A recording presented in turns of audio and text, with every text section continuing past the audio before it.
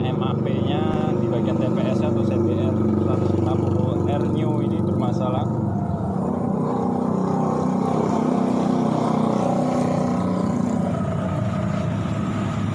Ya.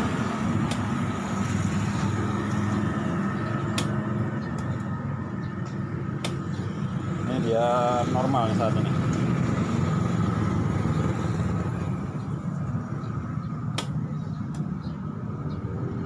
TPS-nya normal.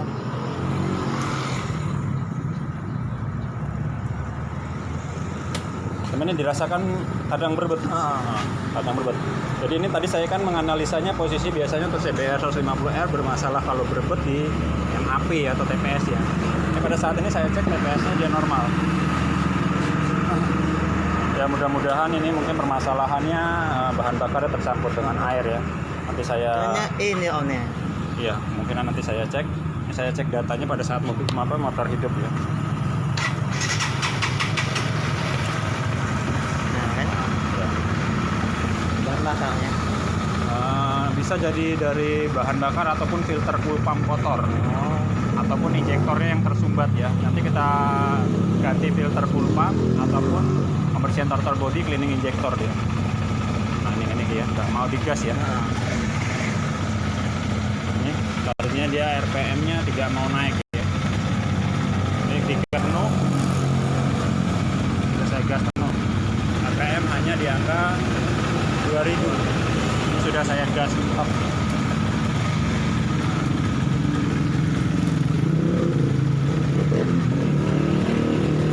Ya, ikuti terus untuk kasusnya CBR 150R ya. Untuk kasusnya di RPM hanya tercapai di angka 2000 walaupun bukaan gas sudah saya buka penuh ya. Indikasi awalnya di TPS bagian MAP ternyata tadi saya cek di grafiknya untuk di data TPS-nya dia normal ya. Berarti ada indikasi lainnya. Sekarang saya hidup nih. Ini seharusnya sudah TPS di angka 78 derajat. Ini RPM sudah mencapai di angka 10.000 bahkan 11.000 ya.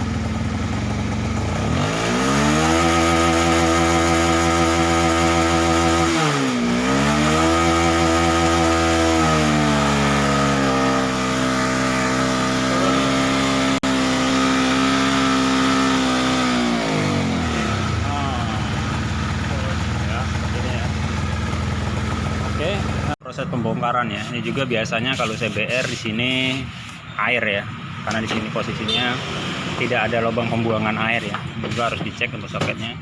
Nah, ini posisi setelah dibuka dari flow filternya.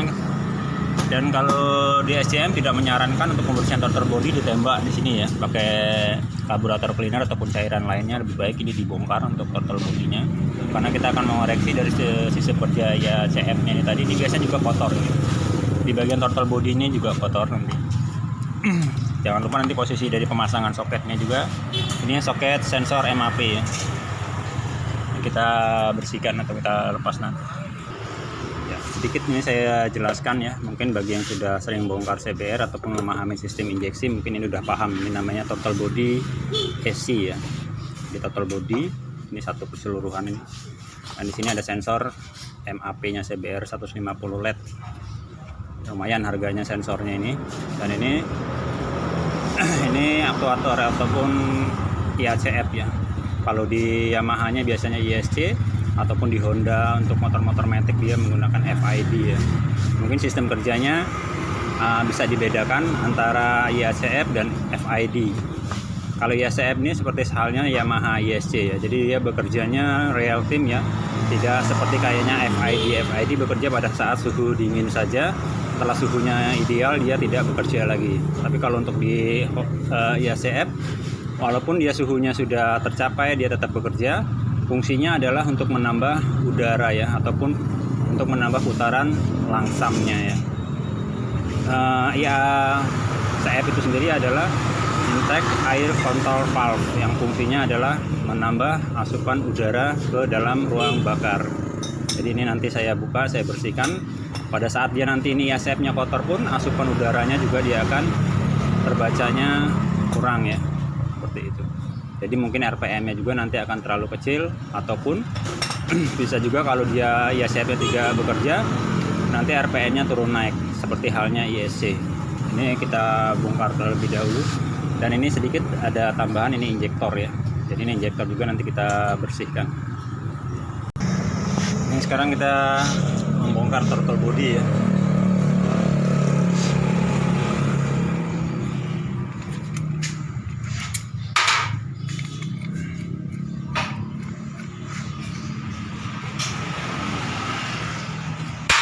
Seperti ini dia kotorannya.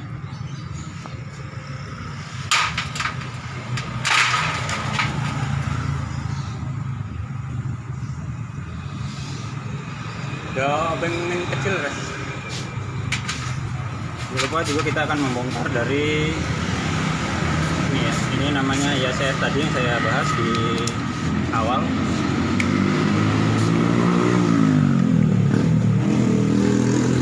Ada yang mengatakan posisi motor itu kalau udah dibongkar-bongkar katanya akan merusak sistem ya. Nah, kalau ini nggak dibongkar, gimana kita mau bersihkannya?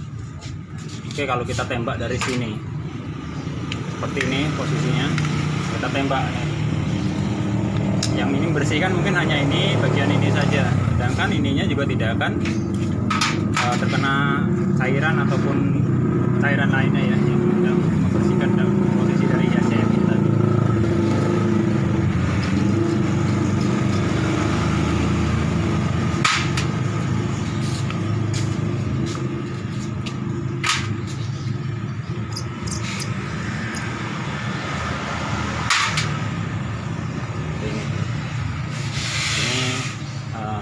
Sensor apa ini posisi sensor ISF ya, sebenarnya dikatakan sensor ataupun aktuator, karena kalau aktuator dia bekerjanya, kalau sensor dia tidak ini DTC ya. Ini kalau di ISF dia terbaca real time, bekerja secara terus ya. Jadi waktu pun motor setelah suhunya ideal dia terus bekerja. Ini sistem kerja sensor apa aktuator ISF nya tadi. Jadi ini bukan sensor, ini adalah aktuator ini.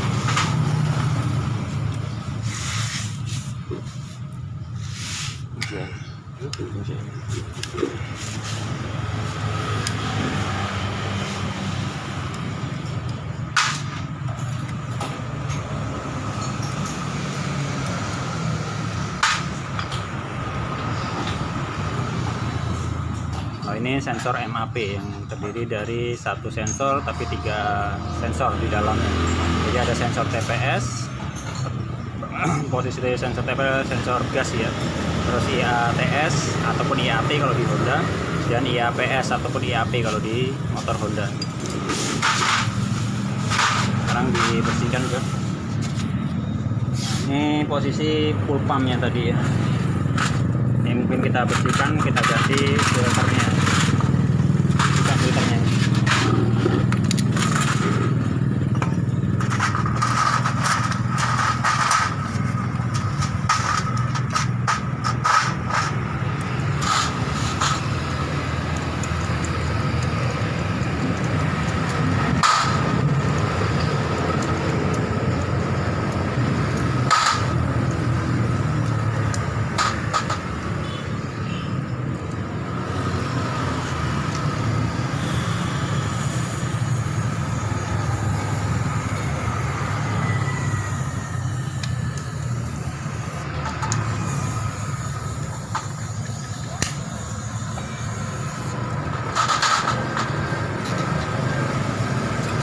Lubang-lubangnya kita bersihkan ya, lubang untuk saluran udara.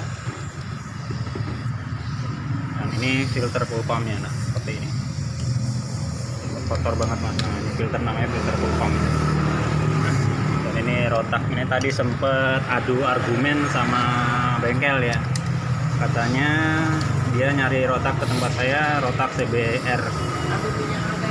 Katanya dia pengen membeli rotak yang khusus CBR. Kalau motor rotaknya Beat ataupun Vario itu tidak sama ya. Itu sebenarnya keliru. Antara rotak Vario, Beat, CBR itu sama ya rotaknya. Bisa PNP langsung dipasang ya.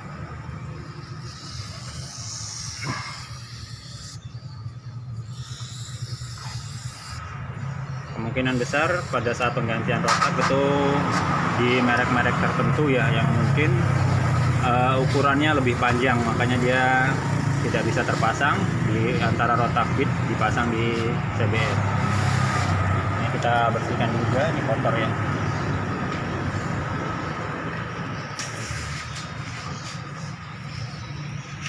Tahun berapa ini? 2017 ya. Ini motor. Ini kita bilas tidak menggunakan bensin ya. Kita membilas menggunakan karburator cleaner.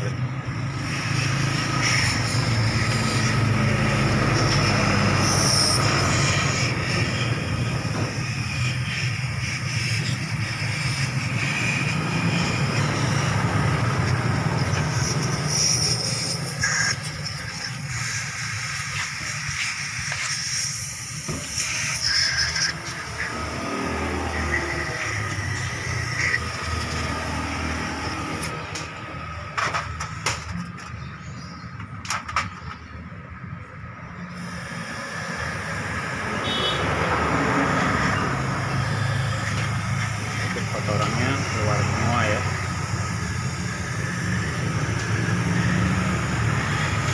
Ini mekaniknya. Tetap menggunakan masker ya, 3M nya. Pakai masker, cuci tangan. Terus satunya apa Jo? M Jo? 3M satunya apa Mas? Pakai masker. Kalau bisa jawab ini cairannya gratis Mas. 3M apa Mas? Apa Mas? Pakai masker. Pakai masker. Terus mencuci tangan. Tangan. Satu lagi apa Mas? Menjaga jarak. Oh, menjaga jarak ya, gratis Mas. Cairannya nggak saya hitung ini Mas.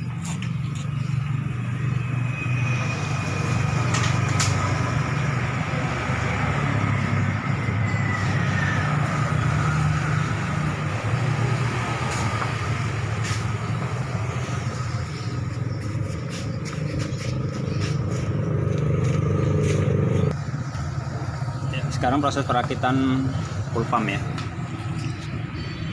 Setelah kita bersihkan semua ini komponen-komponen mulai dari total body, sensor, dan aktuator ya. Untuk injektor juga itu namanya aktuator ya.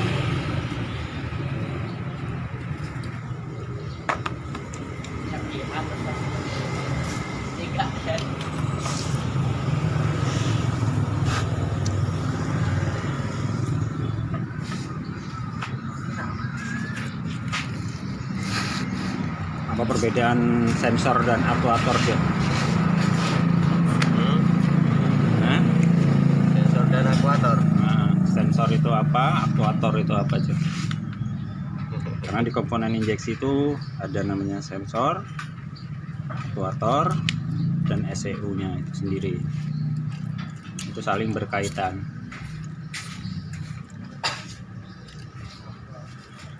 Kenapa Jo? Jangan iso dandanin wae, Jo pahami juga Jo. Apa Jo? Wanjalo munggah gaji di sini Jo baru jawab.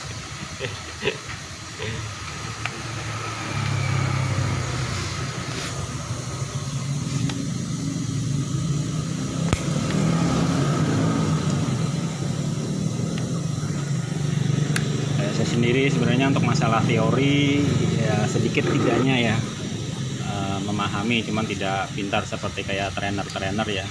Sedikit saya jelaskan untuk masalah sensor. Sensor itu hanya mengirim data ya, mengirim data ke ECU berupa nilai voltase ya, voltase yang terbaca oleh ECU, dan nanti ECU itu sendiri akan mengkalkulasi dan dia akan memerintahkan injektor atau memerintahkan aktuator ya, seperti halnya injektor, FID, ataupun ada aktuator tambahan seperti kayak relay kipas seperti itu.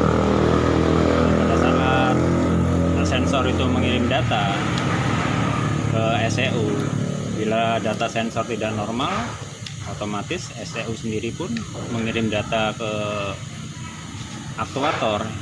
Itu pun akan sesuai ya, apa yang dia dapat ya.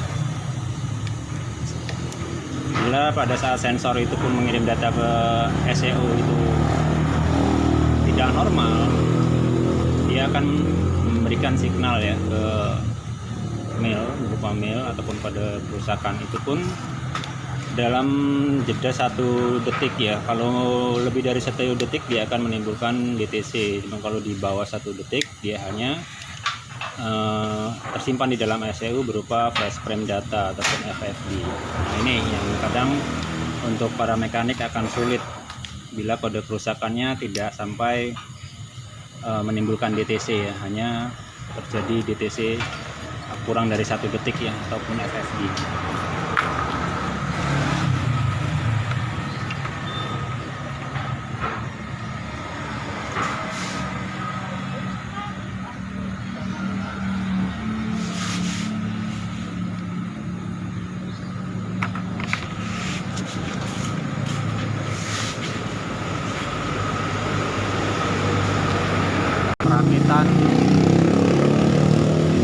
Perakitan full pump ya, seperti ini. Dan ini kabelnya ya, ini untuk plus dari meter ini ya, meter bensin ya. Kalau yang warna hijau apa ini Jo? Hijau apa ini? Hah? Terus. Warnanya apa tuh, hijau apa ini? Ini kuning. Hijau ini masanya, yang kuning ini plusnya ya. Nah, biasanya pada saat full pump ini tidak bekerja, yang kita cek adalah di jalur soketnya sini, 12 voltnya, antar 12 volt dari output kontak. Motor ini juga kayaknya dilengkapi dengan relay ya. Jadi pada saat itu relaynya juga kalau tidak bekerja, otomatis ya asupan supply 12 volt yang ke full pump juga tidak masuk ya. Dan di sini pun ada ground, tapi ini bukannya masa ya ke ECU, masa ke sasis ya, tapi dia dari ECU ya. Jadi pada saat full pumpnya tidak bekerja, kita pastikan dulu 12 voltnya ataupun groundnya. Kalau dia normal, ini dia tidak bekerja full pump, secara otomatis yang bermasalah di bagian rotaknya ya.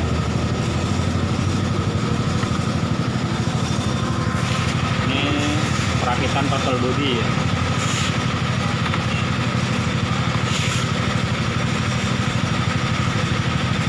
Kita tidak boleh menggunakan lem ya, karena ini sudah dilengkapi dengan o-ring.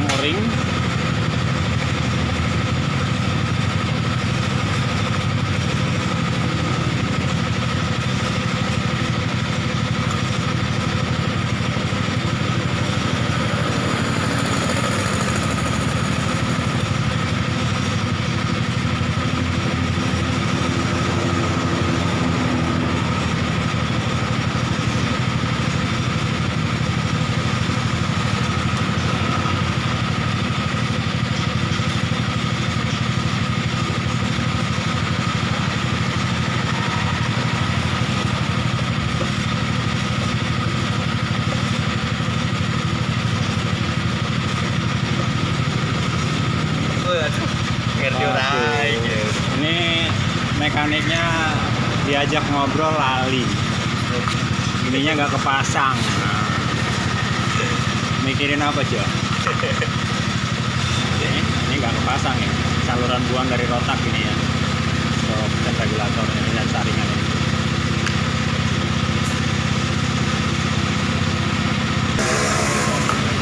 Jadi sekarang adalah proses drainase ya, drainase bahan bakar itu ya. Seperti tangkinya kita kuras.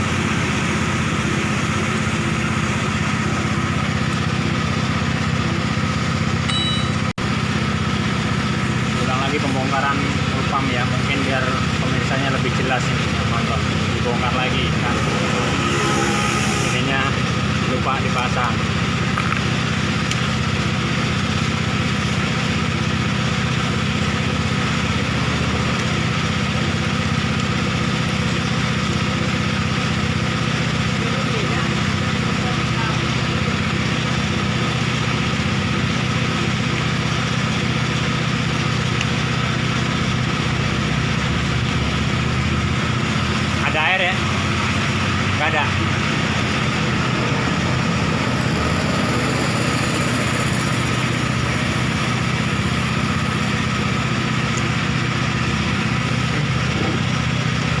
Dan juga pada saat pemasangan rotak atau pembongkaran ya, setelah pemasangan lagi o-ring ya, yang sering menyebabkan ini o-ring ini juga akan, kalau misalnya o-ring ini tidak rapat, ini juga akan menimbulkan kebocoran ya, kebocoran di tekanan ya, jadi tekanannya tidak masuk ke sini,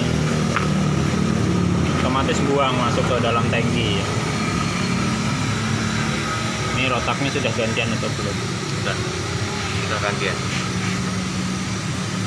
Rotak ini sudah pernah di repair ya, sudah pernah ganti ya. Mereknya Nana. Berarti motornya juga udah pernah ganti rotak. Itu rotaknya juga bukan bawaan motor lagi. Mereknya Nana ya.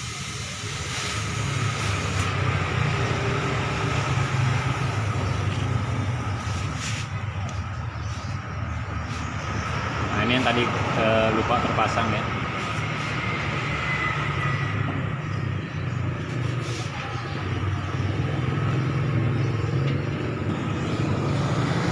Setelah semua komponen terpasang nih ya, terakhir proses purging ataupun pembersihan injektor yang disebabkan dari filter fuel pump tadi kotor ya, kita lakukan.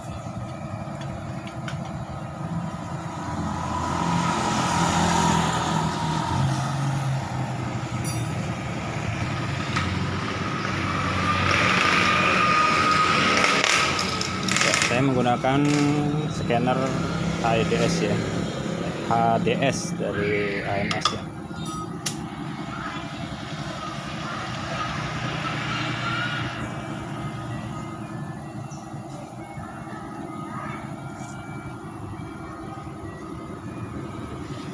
Pastikan semuanya kencang ya, jangan nanti nyembul. Tekanan dibuat berapa aja? Tekanan dibuat 42 PSI ya. Sudah siap. Mantap, kita hidupkan. Bismillahirrahmanirrahim.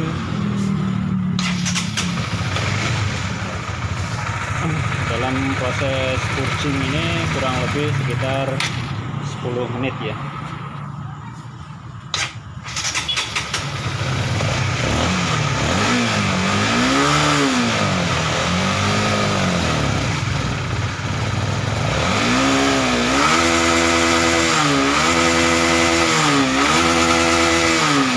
Masih terasa tersendat ya. Ini jadi kemungkinan besar ini kasusnya ada di injektor ya. Jadi injektor ini tersumbat kerak karbon atau kotoran yang dari filter fuel pump tadi ya.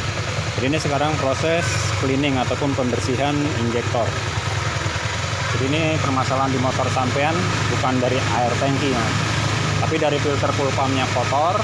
Akhirnya filter kotoran itu tadi menyumbat injektor.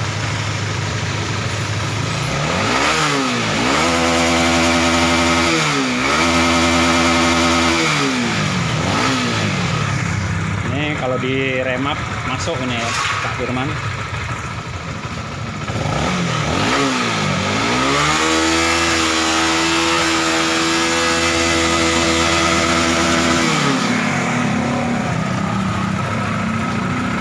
Jadi untuk kasusnya CBR 150R New ini, dia sudah teranalisa ya untuk permasalahannya. Yang awalnya saya menganalisa sebelum melakukan pengecekan menggunakan scanner, saya menganalisa bermasalah di bagian TPS karena sering terjadi ya untuk CBR New bermasalah di bagian TPS-nya. Setelah dilakukan pengecekan, cek tekanan fuel pump tadi, tekanan fuel pumpnya dia normal. Pengecekan dari data TPS-nya pun dia dari grafik dan voltasenya dia sesuai. Dan ini dilakukan cleaning pembersihan dari total body dan komponen-komponen di dalam total bodinya. Ini terakhir kita lakukan proses purging untuk membersihkan injektor. Adapun teman-teman biasanya juga melakukan cleaningnya menggunakan ultrasonic ya. Ultrasonic juga bagus. Ataupun yang lebih bagus kita melakukan kalibrasi injektor ataupun dengan menggunakan test debit injektor ya. Cuman harganya lumayan mahal. Jadi ini sekarang prosesnya saya langsung membersihkan injektor di motornya ya, menggunakan cairan dari Autofit ya.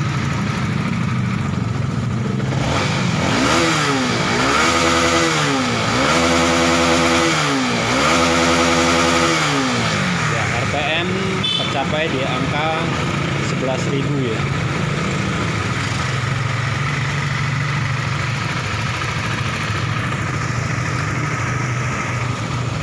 Untuk kasus CBR 150R New ini saya anggap selesai. Nanti saya akan cek datanya ya, menggunakan scanner pembacaan datanya sesuai dengan data kendaraan CBR 150R.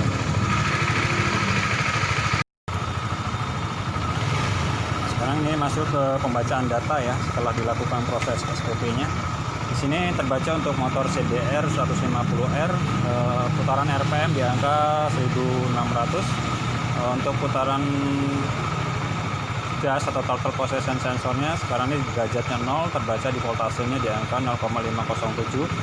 Untuk suhu air pendingin atau ECT sekarang terbaca di angka 94 derajat, baterai tegangan di angka 13,3 ya. Lebar pulsa injektor di angka 2,2 sekian-sekian. DC siklusnya di RPM 1600 terbaca 2,9. Sudut pengapiannya di angka 7,0, dia normal. EAT suhu udara masuknya terbaca sekarang lebih dinginnya dibanding dengan awalnya pada saat suhu 60 derajat di ECT terbaca di angka 41 ya. Setelah dilakukan pembersihan throttle body tadi dan pembersihan penggantian dari filter pump, cleaning injektor ya. Di sini yang saya bahas tadi di IACF atau katup udara masuk tadi ya, untuk FID-nya ya.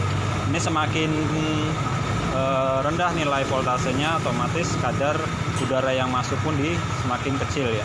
Ataupun sebaliknya, bila nilainya semakin tinggi, otomatis kadar udara yang masuk ke ruang bakar itu semakin besar. Di sini MAP tegangan udara masuknya dia bekerja secara real time, dia normal. Untuk O2 sensornya terbaca sekarang ini di angka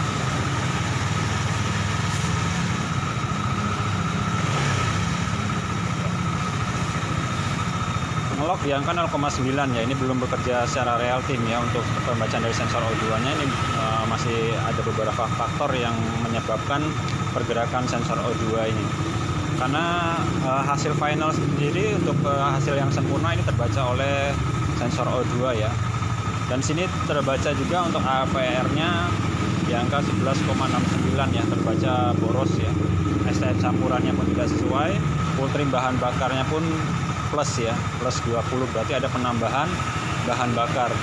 Ini kemungkinan besar juga masih ada permasalahan bisa dari injektor yang tadi tersumbat ya, ataupun filter udaranya, karena ini konsumennya budgetnya tidak ada, ini filter udaranya tidak diganti ya. Bisa seperti itu. Ini saya jelaskan satu persatu untuk permasalahan dari data-data ini tadi. Di sini mulai saya jelaskan dari lebar pulsa injektor ya. Semakin kecil nilai lebar pulsa injektornya, otomatis bahan bakar yang dikeluarkan pun akan semakin sedikit ya. IAT ataupun IATS kalau di Yamaha, intake air temperatur sensor, yang disensor adalah suhu udara di throttle body ya. Sama halnya kalau di manusia adalah posisi saluran pernapasan ya. Dia sesuai dengan semakin dia nilainya tinggi, otomatis pembacaan dari nilai voltasenya pun semakin rendah. Sama halnya dengan sensor EOT ataupun ECT, karena di dalam EAT itu ada namanya termistor ya. Jadi semakin tinggi nilainya yang terbaca suhunya, otomatis nilai voltasenya semakin rendah. Di sini IAPS-nya tidak ada, coba saya back kembali. Juga ya. Kalau di Yamaha dia terbacanya IAPS, di sini dia terbacanya di MAP ya, ataupun tekanan udara masuk ya.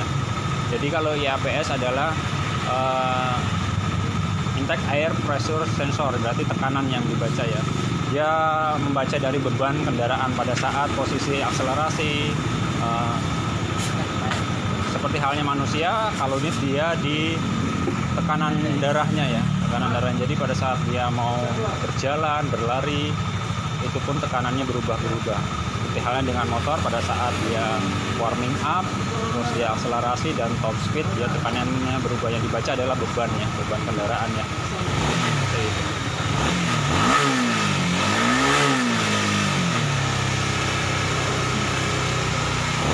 Ini sebenarnya kalau mau normalnya lagi dia dari filter udara diganti Mas. Karena filter udaranya dia sudah sangat kotor ya. Tadi cuma hanya dilakukan pembersihan penyemprotan ya. Mungkin sekitar 50-an Mas kalau yang asli ya. Jadi ini untuk kasusnya CBR 150R tertahan di RPM 4000 selesai dengan kasus injektor tersumbat dikarenakan filter cool pump kotor ya. Jadi sekian, terima kasih, tetaplah stay tune terus di channel Samsul Jaya Motor. Kalau sampean ibaratnya mau lihat kasusnya di motor sampean, masuk ke YouTube-nya saya, nanti ini saya share ya. Saya akhiri. Assalamualaikum warahmatullahi wabarakatuh.